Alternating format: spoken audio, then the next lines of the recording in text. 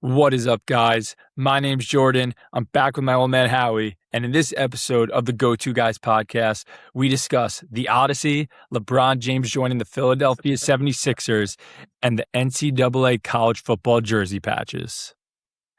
Welcome to another episode of the GoToGuys. As Jordan said, a lot going on in the world, a lot going on in the sports world, a lot going on in the pop culture world. I know Jordan's excited. He's chomping at the bit. He went to see the Odyssey over the weekend. I haven't seen it yet, but I'm going to give the floor to him so he could talk a little bit about why he enjoyed the movie so much. Definitely planning on seeing it. Just haven't had the chance yet. Yeah, I mean, I know we've talked about shows, movies in the past. We've talked about The Shawshank Redemption, Sopranos. When you talk about movies today, I mean, Christopher Nolan, I feel like, is the consensus best director of movies in today's world. He's come out with Oppenheimer recently. He's come out with the Batman movies. He's come out with The Prestige, Inception, Interstellar, just so many movies, so many household names.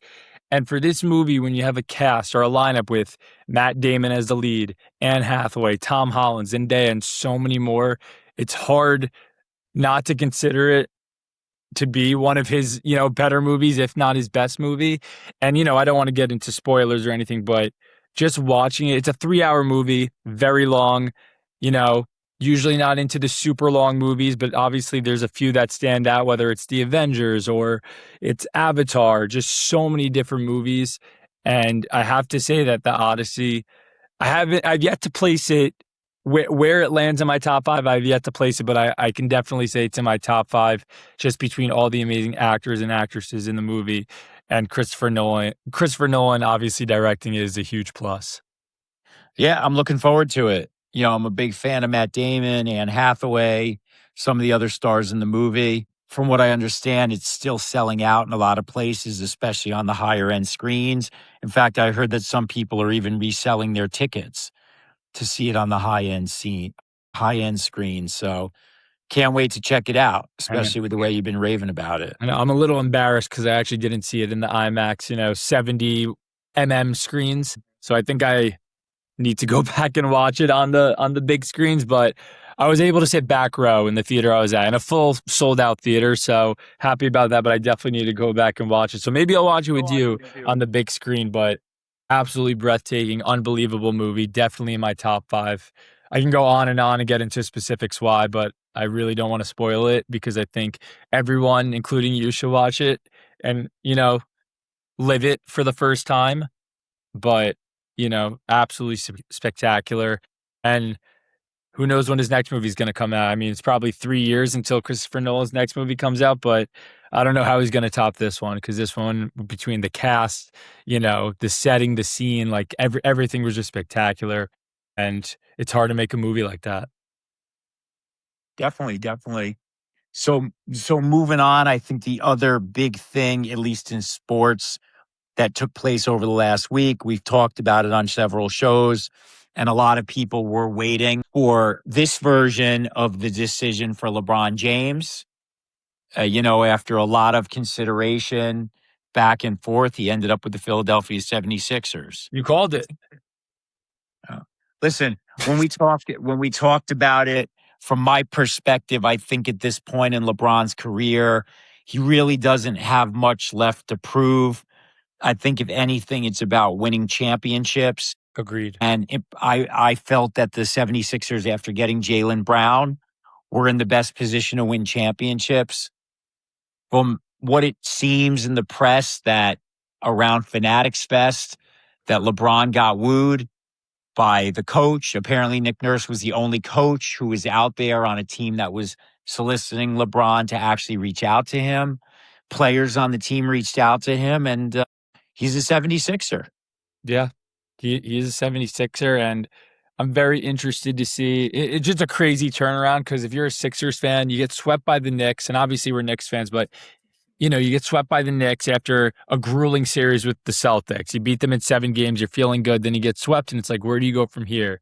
You have an injured Joel Embiid, you have VJ Edgecombe and Maxey leading the way, you have an aging Paul George. They're able to flip Paul George in a first round for Jaylen Brown. So now you're feeling a little bit better about your situation. And then you go out and get the king. Now, I know he's 41, going on 42. He's older, but just because he's 41 doesn't mean he's still not a top player in the NBA who can make a difference. So if you're a 76ers fan, you have three to four alphas, I would say, on the team. And then you got like VJ Edgecombe there and an aging Joel Embiid. But when Joel Embiid has the ball, he could still score and put it in. He can't play defense like he used to, but he's still able to put it in as one of the top centers in the league. So it's just a crazy turnaround for the 76ers because just when you feel like, where do you go from here? You get Jaylen Brown and LeBron James. You have a solid bench, and you put yourself in the top, echelon of teams in the East alongside the Knicks. I would still put the Celtics up there, and then you just have so many others like the Raptors if they get Kawhi. I know the scandal's still going on, but Kawhi. The Pacers are back with Tyrese Halliburton. The Pistons, the Magic, the Heat, who got Giannis, the Cavs, just so many teams. Absolute bloodbath in the East. But, as Knicks fans, everyone's going for that top spot, and let's see who's big and bad enough to take down the champs. Yeah, no, listen, I think the 76ers, they obviously got a great deal on LeBron. I think it's 2 years, $8 million. Yep. LeBron has a player option in the second year. Not about money for him at this point. He's made, probably between contracts and endorsements, close to $1 billion, if not more. Not looking to make money. I think he wants to win championships. And it's going to be interesting because there are rumors out there, again, who knows what goes on behind the scenes, that LeBron's plan was to come to the Knicks. And that's coupled with the fact that there were rumors out there that Giannis Antetokounmpo wanted to come to the Knicks. Lo and behold, if it's true, and again, there's a lot of speculation out there. If it is true, though, leave it to the Knicks to screw up people's plans. In so many years, the Knicks would kill to get LeBron James and or Giannis Antetokounmpo, but, they got their championship. They exercised their demons. I still find it hard to believe when I reference the fact that the Knicks are the NBA champions. But, it's setting up. This is probably one of the most eventful off seasons in the NBA that I can remember in a while because normally interest in the game lulls a little bit. They're coming off like ratings on the finals that they haven't had in decades. And because of LeBron and a number of the other big trades that have taken place, it's been at the forefront of people's minds. And I'm sure that's just going to continue to ramp up as we get closer to NBA training camp and the start of the season. Yeah. I just think, we spoke last year before we even restarted the podcast, like the Knicks, this was their year if they were to win it, or this past season was their season to win it. The Celtics go down, all the teams go down, they're healthy. Aside from OG getting a little bit injured in the playoffs, like at the start, they were healthy, they were ready to go. And I think we spoke that if the Knicks have the Spurs number, it was even in the NBA Cup throughout the season, the Knicks played the Spurs the best, I think, out of all teams. Just something about them, the mismatches, Mike Brown just knew how to coach against the Spurs. The Spurs beat the Thunder, and similar to the Knicks having the Spurs number, I feel like the Spurs had the Thunder number throughout the season, even though it went to 7 games. So the Knicks win, and now I feel like last year, the East, it was really the Celtics or Knicks were the team to beat, And then in the West, it was the Spurs and Thunder. I still think that the Spurs and the Thunder and the Knicks are the top dogs, but there are just so many teams now that, I wouldn't say have a chance, but are in that, middle pack. I think the Lakers got better even though LeBron left. I think the T-Wolves, yeah, you can go. But I was just going to say there's just so many teams that are just up and fighting now. Well, I was going to ask you more specifically, how do you think LeBron fits onto the 76ers when you have a lot of run and gun players? I think they have 4 of the top 14 or maybe the top 10 players that result in the most fast breaks. How do you think he fits in there with those guys? Joel Embiid, and also wanted to ask you, how do you feel that a championship weighs into LeBron's legacy if he's able to win a championship with the 76ers? Yeah, well, for the first question, the way I see it is there's so many alphas on that team. Jaylen Brown was the one on the Celtics last year. Maxey was the one on the Sixers last year because Embiid was injured. Paul George was in and out. But Embiid's also an alpha because when he gets the ball, he could score probably better than any other center in the league aside from maybe Nikola Jokic. and then you got LeBron, and then you have VJ Edgecombe, who came out of nowhere last year, or not really came out of nowhere, but he was a rookie last year, and he was still, showed glimpses of being an alpha. So someone's going to have to sacrifice. I think VJ Edgecombe, even though it's probably going to suck, and you're like, if you're his agent, you want him to make big money, like he's going to have to find a way to be the 5 probably in that starting lineup. Now, I'm not saying Embiid's going to be healthy all year. There's definitely going to be times where VJ Edgecombe's going to have to step up in place of someone, but there's so many mouths to feed on that team. So people are going to have to learn to adapt and take a step back. If I had to say who's going to take a step, because we know LeBron could play the 3 spot like he did last year.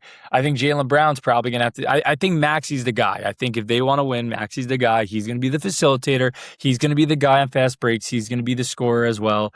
But if you're Jaylen Brown and if you're Embiid, I think you just need to take a step back and be like, okay, I might be a 1. I might be able to score like no other, but if we want to win, I need to be able to facilitate the ball. I need to be able to put it in the basket. I need to play defense. I can't, put all my energy into offense, especially if Maxey and LeBron are going to be out in fast break. So I think Nick Nurse is a good enough coach to help them adapt to the different situations. But, if you're going up against a team like the Heat, for example, and you got Bam and Giannis, those are big guys.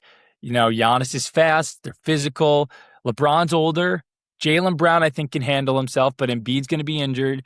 Edgecombe and Maxey compared to Giannis and Bam are obviously a lot smaller, so it's just going to be interesting to see. That's just one example, but it's going to be interesting to see how, a team that's very offensive focused and not as defensive focused, similar to the Nets in 2021 when they got KD, Kyrie, and James Harden, and how they're able to adapt, with all those top guys. Yeah, but the thing is, the Nets didn't do a great job of adapting, and that's why they didn't stay together. Agreed. I think a lot of this is going to fall on Nick Nurse, similar to the way Mike Brown had to tackle the Knicks. Nurse is really going to have to spec out how the minutes are going to work. He doesn't need LeBron and Joel Embiid to probably play even 30 minutes a night. The goal is to keep them healthy for the stretch run. So I think he wants to lean on the rest of the players on the team, manage their minutes, keep the guys fresh, because at the end of the day, what they do during the regular season is not going to matter if LeBron and KD and Joel Embiid are not healthy. When it gets to the playoffs, I've seen some speculation out there that it's possible that they might even trade Joel Embiid if the right opportunity came along. I know he's been a Sixer his whole career.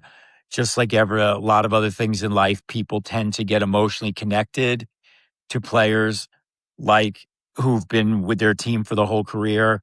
But I think if the 76ers have an opportunity to make the team better and trade Embiid and get some players who would fit in and provide depth, they might do it. If not, the goal is to just keep them happy. And I think a lot of that's going to fall on Nick Nurse. LeBron is not known for really listening too great to his coaches during his career because he's such a bright, a cerebral player, almost a coach on the floor, but he really needs to buy in order for this to work. Yeah. And I just wanted to touch on your second question that you asked about like LeBron's legacy. What does a championship mean? I mean, LeBron's legacy is cemented. I know we disagree about the GOATs, about who's 1 and 2, but if LeBron goes out there and wins a championship with Philly, that would be his 4th championship with his 4th team. And you could criticize the man all you want, but that would be pretty impressive along with all of his other stats and accolades.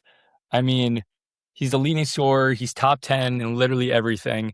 4 championships with 4 teams would be insane. And if you let this man win 2 championships in Philadelphia, which I'm not saying is going to be easy or possible or even possible, but if he gets 1, I mean, I think from your perspective, the argument definitely, is more intense, and you could see my perspective more than you do now. But I just think if he were to win a championship, his 4th championship with his 4th team, win it for Philly, who hasn't been able to, break through. I don't even remember the last time they made an Eastern Conference Finals. Now, I'm not saying if they made probably against the Raptors, right? When that wasn't the Kawhi hit Eastern that Conference ridiculous Finals. shot. That wasn't even the Eastern Conference Finals. No? No, they played the Bucks. Giannis. They played Giannis. And who won? The Raptors? The Raptors won the The championship. year they won the championship? Yep. Okay. So, it's just obviously he has to win it for us to have the discussion, but it would be very interesting to see how people, look at LeBron. I'm not saying he's going to be the guy leading the team. I think Maxey or Jaylen Brown has a better chance of doing that, but LeBron's going to play a vital role. Yeah, no, he can't lead the team at his age. Yeah. He's definitely going to play a vital role. I was also going to say, let's not confuse when I speak about LeBron, I don't criticize LeBron except when he comes off as selfish, like waiting so long to make this decision when there are so many other things that are depending on it. I just have my own feelings as it relates to the comparison between him and Michael Jordan. That being said, even Jordan said it himself. It almost doesn't make sense to try to compare players from different eras in the game because there are so many variables when you're talking about a GOAT. I have the utmost respect, especially for the longevity of LeBron's career. Listen, winning a fifth championship will definitely enhance his legacy. He's not going to be the lead guy. He's not going to be the finals MVP if they're fortunate enough to get there. And if he is, something's probably off because he shouldn't be the guy carrying the load. That being said, you can't argue if he gets his fifth championship. You can't argue. And it is impressive that he's done it. He will have done it on 4 different teams. Again, there's other variables that are still up for debate, but I'm sure the 76ers are going to be featured in a tremendous amount of marquee games this year on national TV. Whether or not LeBron actually plays in all those games remains to be seen from the standpoint of load management, but it's good for the 76ers. It's good for the NBA. And I'm looking forward to watching more. And it's nice that he's on the East Coast. Agreed. Going to be interesting. If I had to say before we transition to the college football jersey patches, I think a Knicks 76ers and then Oklahoma City, San Antonio opening night would be pretty cool. Yeah, no, we'll see what the NBA comes up with. But yeah, final. So pivoting to the jersey patches, Yep. Ohio State University ended up signing a jersey patch deal with Chase Bank. The deal's for $17 million a year. I guess that's going primarily to all the athletic programs. I mean, it's going to be a Chase patch on 36 different sports teams, women's volleyball, softball, men's basketball, who knows what else. It does seem like a staggering sum.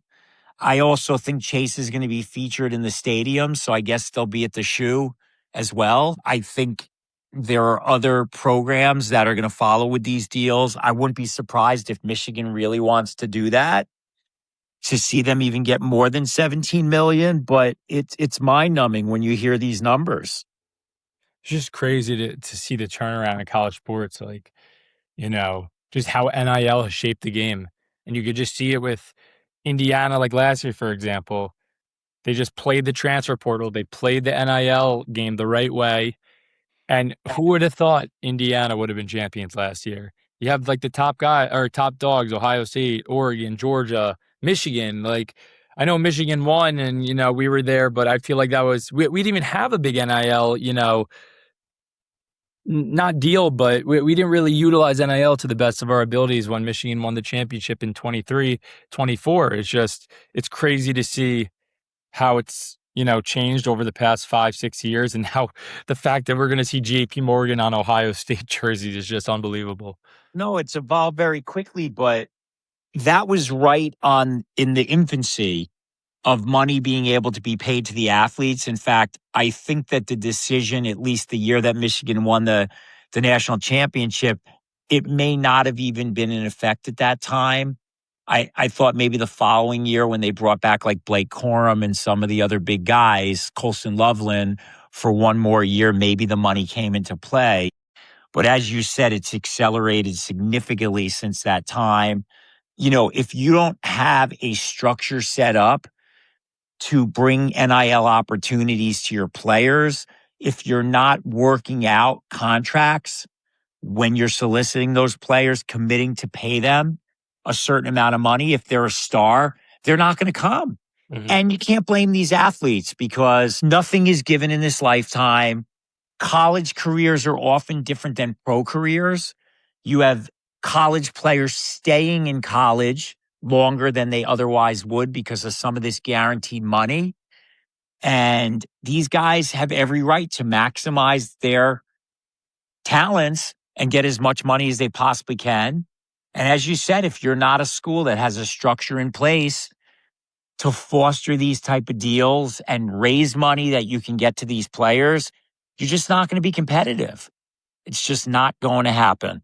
Bottom line, that's the new reality in college sports. I think you had mentioned to me last weekend, there was talk that one of the conferences, the SEC, might go out on its own. Yeah. You know, these teams are looking at potentially taking private equity money. It's just a lot different very quickly than it used to be. And you either have to get on board or you're just not going to compete. Agreed. Well, with that being said, I mean, college football is in 3-4 weeks from now, so looking forward to that. No, absolutely. A lot of exciting things.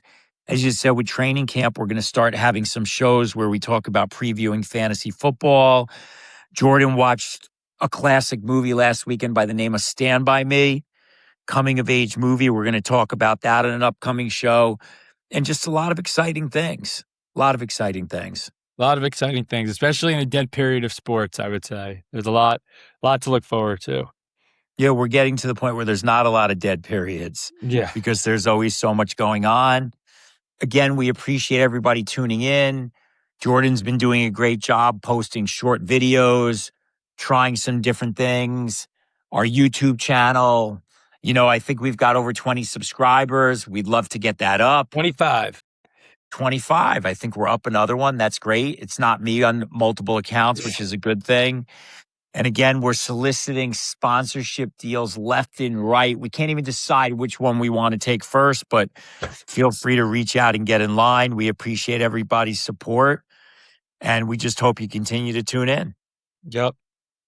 Enjoy the weekend. SummerSlam this weekend for WWE fans. So We didn't even talk about SummerSlam, which is interesting, but that's okay. It's just an indication that there's a lot of other worthwhile stuff going on out there. Agreed. And we hope that you'll tune in next time for another episode of The Go-To Guys. Thank you, guys.